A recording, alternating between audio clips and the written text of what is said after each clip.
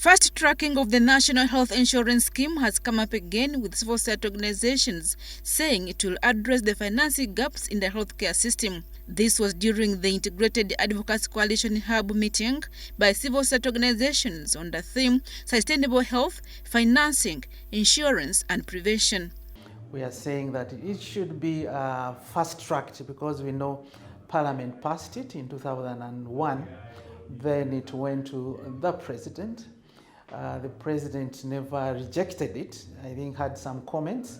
And what we know is that now it's back to the Cabinet again to review it. So it's part of our advocacy agenda as a coalition group to ensure that the national health insurance is approved and then it is implemented. But at least now the bill is under cabinet, so it's again under kind of review.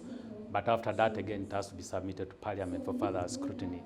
So some of these processes are quite long, they take time.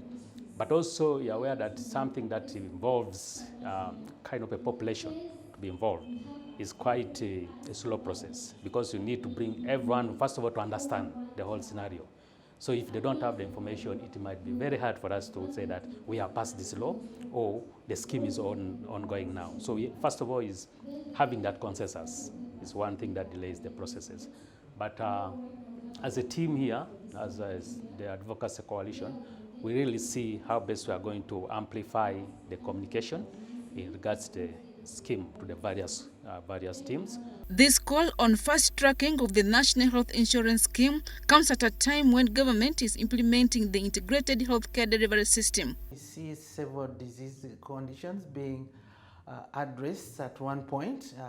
We have now what we call the chronic care model that looks at HIV, looks at also non-communicable diseases like TB, diabetes. So in that sense, you find that the need for human resource has been addressed in that sense, because one medical officer, one medical worker will be able to look at the various spectrum of health condition.